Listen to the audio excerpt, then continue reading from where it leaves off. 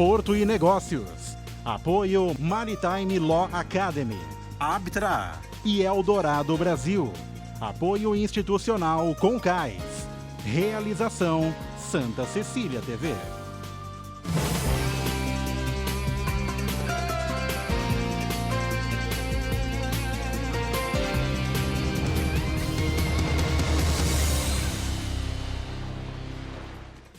Olá, está no ar Porto e Negócios, o nosso espaço semanal para que possamos debater assuntos importantes em relação aos portos internacionais, portos do Brasil e principalmente em relação ao Porto de Santos.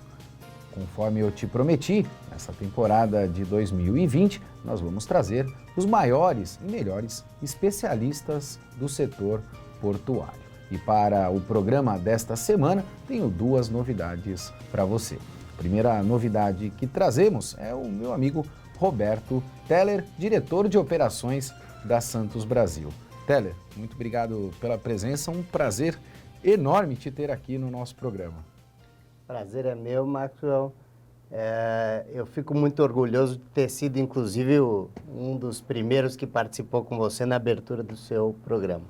Essa é a novidade que eu vou trazer para você. Já vou pedir para a produção colocar imagens aí para que você possa acompanhar, mas para quem não sabe, o Teller, com o saudoso Antônio Passaro, foi o meu primeiro entrevistado aqui no Porto e Negócios. E aí eu vou me permitir fazer esta pergunta para ele. Teller, me lembro que estávamos ao telefone e eu te falei deste projeto chamado Porto e Negócios. E você, junto com o saudoso Antônio Passaro, aceitaram o meu convite de prontidão. Você imaginava, Teller, honestamente, que esse projeto chegaria onde chegou hoje? De forma alguma. Você está de parabéns, fez um trabalho espetacular e seu programa é muito importante para a nossa comunidade. Eu te agradeço, Teller, principalmente pela confiança que você depositou em mim naquela oportunidade. E está aí o resultado desse produto que tanto o Teller quanto o saudoso Antônio Passaro depositaram aí de confiança para que a gente pudesse chegar onde chegamos hoje. A minha segunda convidada desta semana é a nossa nova comentarista técnica do Porto e Negócios. Eu vou ler para você, antes de apresentá-la, um pouco do currículo desta nossa convidada. Ela é juíza arbitral, além de doutora na USP e ter doutorado em Michigan University, além de ter feito mestrado em outras universidades e ter escrito inúmeras obras. Eu estou falando da nossa comentarista técnica da temporada 2020, Eliane Ottaviano. Eliane, obrigado pela tua presença aqui. Que currículo, hein? Imagina, eu sempre digo que há momentos que nos faltam palavras, então eu não tenho como expressar a honra e a minha gratidão por esta oportunidade. Espero realmente poder agregar a excelência da qualidade desse programa que você vem mantendo. E muito obrigada pelo convite e conte comigo aí para que a gente possa trazer as questões mais relevantes para desenvolver questões, né, relacionadas aos negócios e ao porto que são tão importantes para a nossa comunidade geral.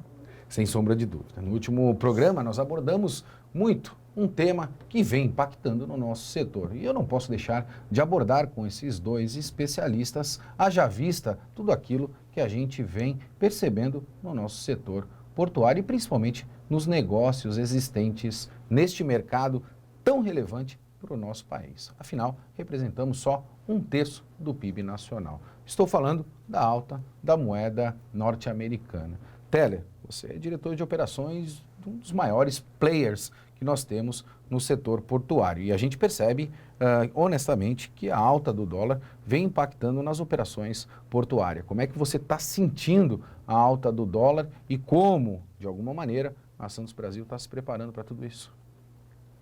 A alta do dólar, ela impacta, Maxwell, demais, principalmente a importação dos produtos. A gente alavanca demais a exportação, então inverte um pouco a balança. A gente começa a exportar muito mais contêineres do que importar. Isso desbalanceia um pouco os negócios, porque a gente tem que reposicionar todos esses contêineres. E se só uma perna vai, isso é um pouco perigoso, até mesmo para o armador, para o nosso principal cliente. Mas eu tenho certeza que tanto a alta do dólar, ela é passageira, principalmente em função de dois aspectos muito fortes, que inclusive foram comentados na semana passada pelo Angelino Caputo e pelo Marcelo, a respeito do problema da OPEP, né, da queda bruta, drástica do preço do barril do petróleo para $35, bem como para o problema do coronavírus, que está impactando toda a economia mundial. Eliane, você que é especialista principalmente na área do direito, a gente percebe que existem aí inúmeros investidores alavancados em dólar principalmente. Existe, de alguma forma, maneiras protecionistas e como é que o mercado está enxergando esta questão da variação cambial que nós temos hoje como política econômica estabelecida dentro do nosso país? Eu tenho uma visão bastante sistêmica do problema que começa por essa pandemia do coronavírus. Há só na Itália 15 milhões de pessoas isoladas.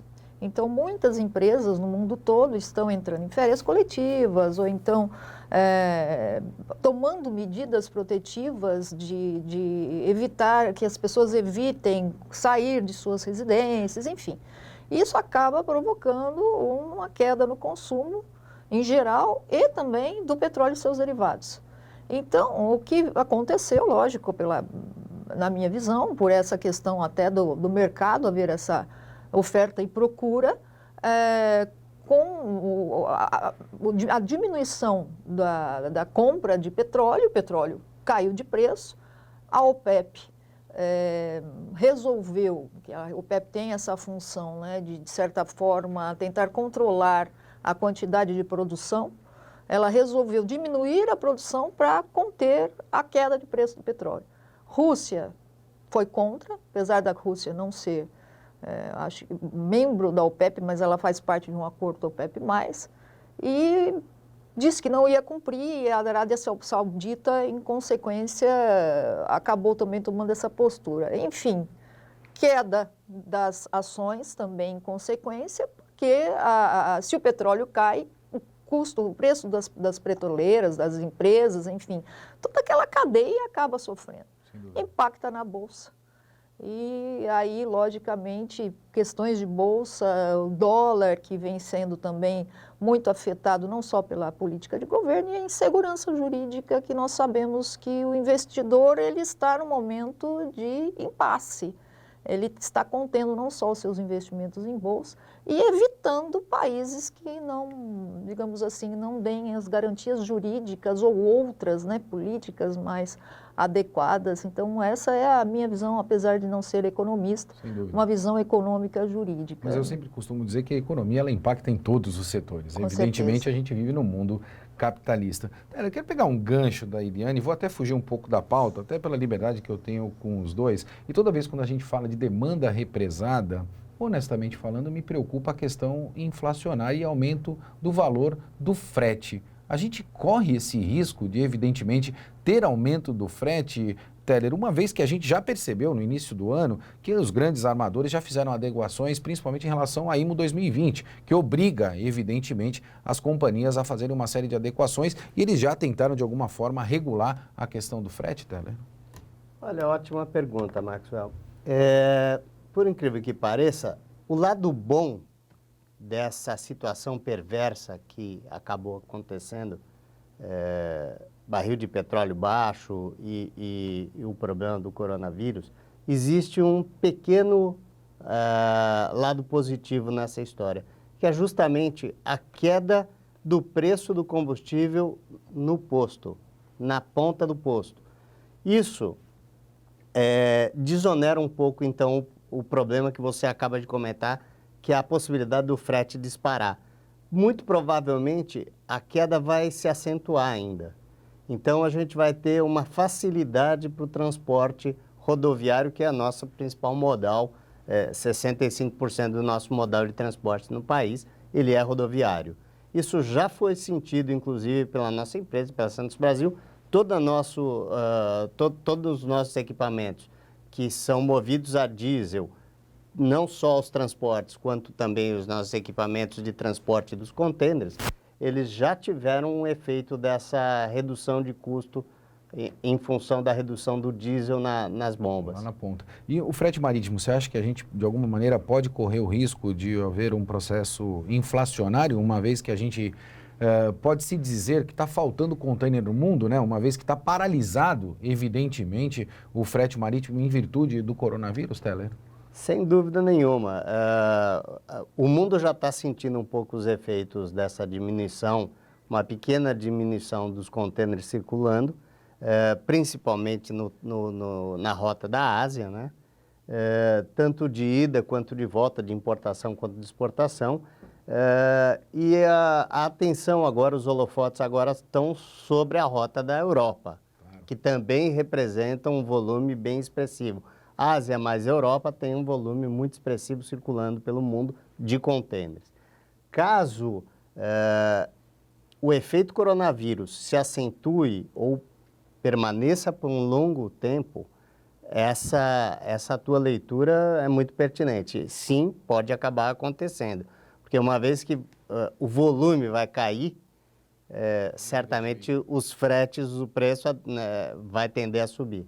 Indiscutivelmente. Doutora, quero pegar o gancho nisso tudo. Eu fico muito feliz quando eu tenho dois experts aqui, porque a gente traz temas, principalmente fora da caixinha, né? A gente tem a pauta, mas, honestamente falando, a gente consegue transitar por inúmeros outros temas que são temas importantes e relevantes, principalmente para todo o setor portuário. Quando a gente fala da questão da estabilidade jurídica que a gente tem dentro do nosso país, a gente já acompanha isso ao longo de muito tempo. A gente percebe que muitas empresas vêm tomando uma série de ações em virtude desta crise do coronavírus. Passando a crise, nós podemos ter aí uma enxurrada de processos, principalmente de empresas, vou te dizer, que estão alavancadas, né, em dólar no mercado futuro e querem de alguma forma proteger o próprio negócio? O setor marítimo como um todo já está sofrendo os impactos de forma muito direta, principalmente no setor de cruzeiros marítimos, né? Que com o coronavírus nós temos um navio no Japão com 700 infectados que está já há muitos dias nessa situação. E, além disso, se discute como fica a questão daqueles que compraram as suas viagens e agora, até por própria indicação dos ministérios ou dos países, política dos países, não podem ou não querem se expor, né, porque ninguém é obrigado a se expor, inclusive em risco de vida, numa situação dessa. Cabe multa, não cabe multa? Do lado de você pensar do consumidor, é totalmente pertinente, mas se pensar do lado do armador, ele já investiu. Claro, indiscutível. Ele tem todo um custo, é a atividade empresarial dele, né? E aí se há digamos assim, um cancelamento em geral, como fica a saúde financeira? E eu concordo, tenho também essa visão do Teller, fico muito feliz, também sou bastante otimista. Agora, já há impacto lógico também no setor de comércio marítimo, pela falta também de consumo, principalmente de alguns produtos, claro, que as pessoas estão evitando sair, lazer, viagem, etc. Então, os produtos, digamos assim, alguns mercados mais específicos já estão sentindo uma queda considerável. Celulose é um deles e a gente vem acompanhando bastante isso. Vou ter que chamar um intervalo, você já percebeu que o assunto aqui está de altíssimo nível.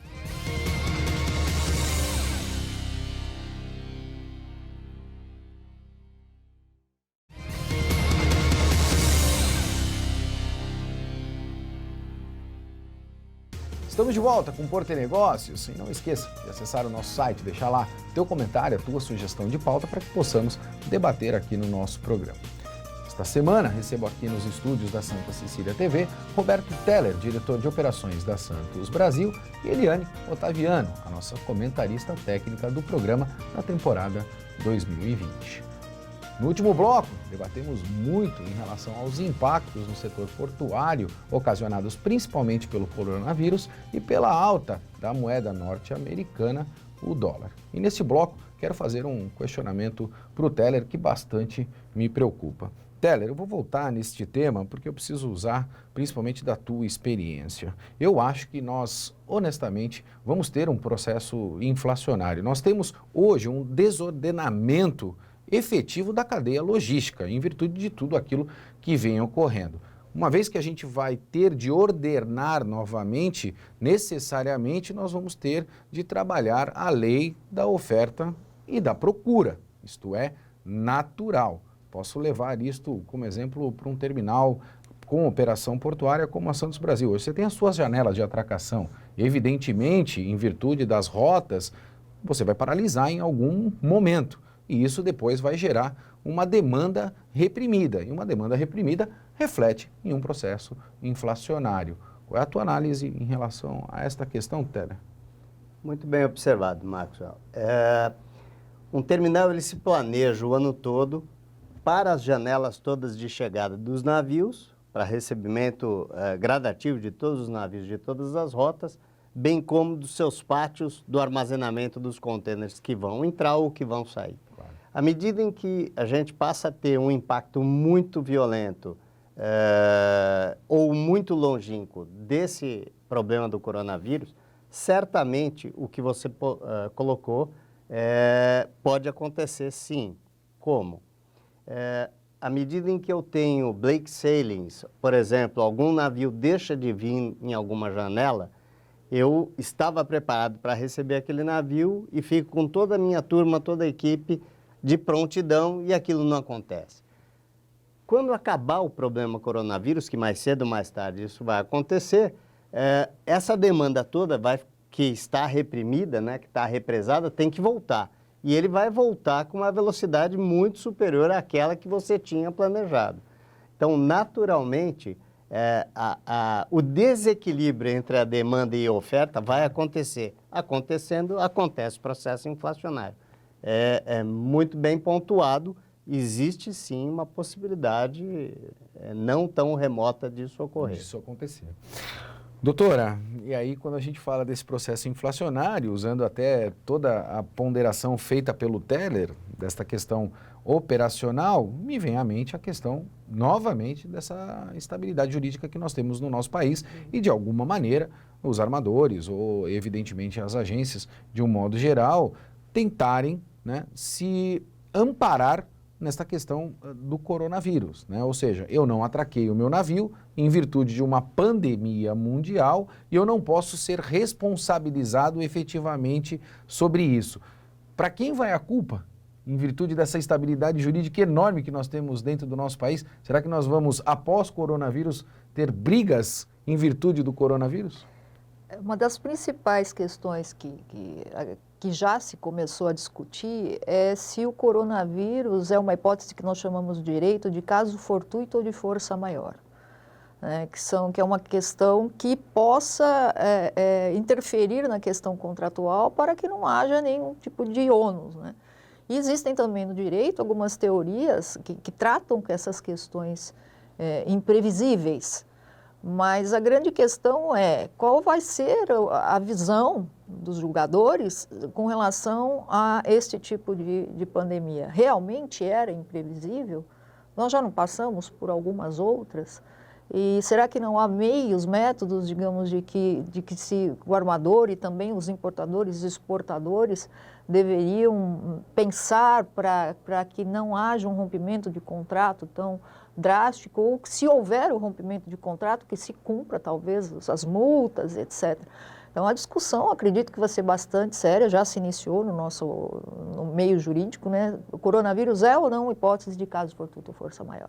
Porque se for, a hipótese da quebra do contrato não resultar em multa ou em outras questões, né? Esse é um excelente exemplo para ser debatido em Câmara Arbitral, doutora? Com certeza. O que hoje se defende é exatamente isso. Nós temos um quadro jurídico, um quadro regulatório que não nos permite uma segurança jurídica adequada não só para os investimentos estrangeiros, mas para o nosso empresariado em geral. E o grande sistema, o sistema judiciário, ele não é um sistema, eu não gostaria de usar a palavra falido, mas ele não é um sistema tão adequado e célere como é o sistema do contencioso arbitral. Sem dúvida. Que além de haver o sigilo, a celeridade, ainda a questão ela é vista por técnicos. E técnicos que entendem, por exemplo, as questões dos usos e costumes locais, as peculiaridades do porto e etc., claro, que o juiz talvez não consiga ter essa visão. Então, a arbitragem, sem dúvida nenhuma, hoje a grande, digamos assim, saída que o empresário deve pensar para ter maior segurança jurídica no cenário brasileiro, seja o empresário brasileiro, ou seja o investidor estrangeiro. E a grande preocupação também agora são com os contratos de importação e exportação, né? Vamos ver, além dos contratos de transporte, como é que nós vamos ficar com essa discussão. Acho que o programa Porto e Negócios deu a sua contribuição a esse tema, um tema que eu, honestamente falando, creio que teremos cenas dos próximos capítulos. Quero dar uma mudada um pouco na nossa pauta e quero trazer e abordar um tema também bastante importante, principalmente para o Porto de Santos. Teller, você faz parte do comitê do Sudeste Export, eu também faço. Nós sabemos da existência deste evento, mas também do Brasil Export. Já fica aqui o meu abraço para o Fabrício Julião. E eu me recordo que em uma das reuniões nós estávamos debatendo os temas a serem abordados para o Sudeste Export. E uma das questões que nós debatimos na reunião do Comitê do Sudeste Export era a questão dos navios 366, Teller. Nós sabemos que esses navios, cedo ou tarde, vão chegar aqui no Porto de Santos. E nós temos uma preocupação com a operacionalidade deste navio. Eu já ouvi aí depoimentos do presidente da praticagem e também já ouvi muito em relação à questão da dragagem no Porto de Santos. Manobra e dragagem são os dois únicos problemas que nós temos para receber os navios 366 no Porto de Santos, Teller? Não, Maxwell. O 366, para ele poder entrar no Porto de Santos, ele naturalmente precisa ter o calado adequado, o porto, o canal estar dragado adequadamente, precisa ter a calha também adequada para sua manobrabilidade, como você comentou, mas muito importante também, as amarrações nos cabeços de todos os terminais, eles precisam ser adequados para conseguirem suportar esse navio, porque é um navio muito maior, muito mais pesado, com características hidrodinâmicas completamente diferentes dos navios até então de 336 que a gente permite entrar aqui no máximo. Além disso, todo o sistema de boias do canal tem que ser revisto também. Eles têm que ser readequados para que esse navio tenha capacidade de entrar. Se eu não me engano, em 2015, toda a comunidade foi à USP, no centro de simulações deles. Nós simulamos a entrada e navegabilidade no canal do Porto de Santos. Isso deu tudo certo e construiu todas as condições ideais necessárias para a adaptação do canal do Porto de Santos para a gente receber esses navios. Nós estamos, junto à SPA com o presidente Tércio, estamos negociando o mais rápido possível, se possível ainda para recebermos esses navios ainda no ano de 2020.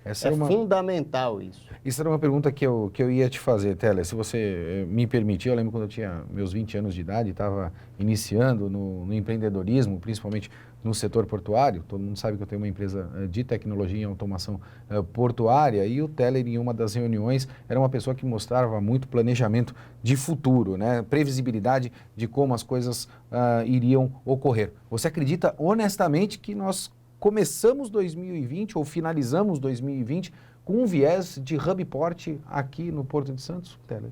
Eu acredito que é um começo. Eu acredito que a gente precisa ainda galgar muitos passos, resolver muitos problemas, mas eu sim sou muito otimista e vejo uma disposição enorme no Tércio, na equipe dele, que é uma equipe extremamente competente, em garantir que a SPA implante tudo que está faltando no canal para que a gente possa, ao final desse ano, começar a receber os 366, para a gente começar a transformar o Porto de Santos num hub port, que é a opção natural, é a vocação natural desse porto para distribuição de cargas no país todo. Felizmente a gente está chegando ao final do nosso programa, mas antes disso eu quero fazer um questionamento para a doutora Eliane, em virtude de um naufrágio que está próximo a ocorrer no Maranhão. Vou pedir para a produção colocar imagens para que você possa acompanhar e questionar a doutora. Doutora, esses incidentes, eles vão se tornar corriqueiros aqui na costa brasileira? Na minha opinião, sim, porque com a intensificação da exploração do petróleo e também da economia brasileira como um todo que está crescendo, muitos navios do porte desse, que é um navio de minério, navios petroleiros, eu digo navios que potencialmente podem causar principalmente danos ao meio marinho, há um aumento estatístico de uma maneira geral.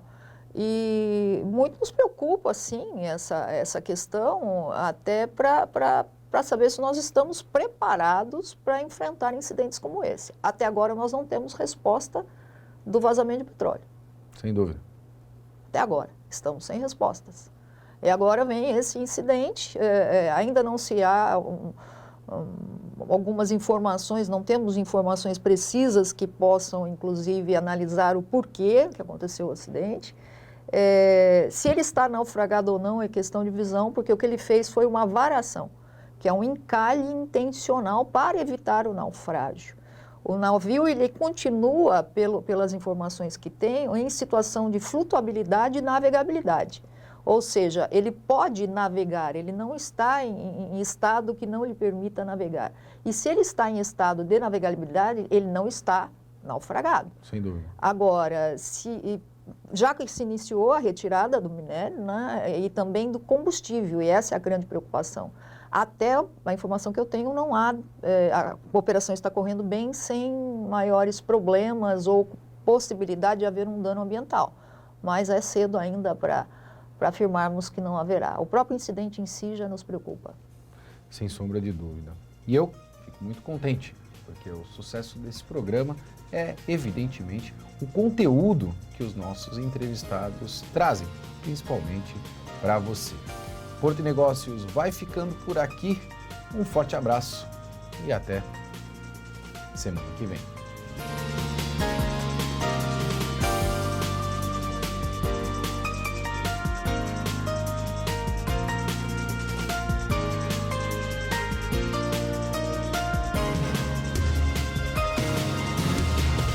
Porto e Negócios. Apoio Maritime Law Academy.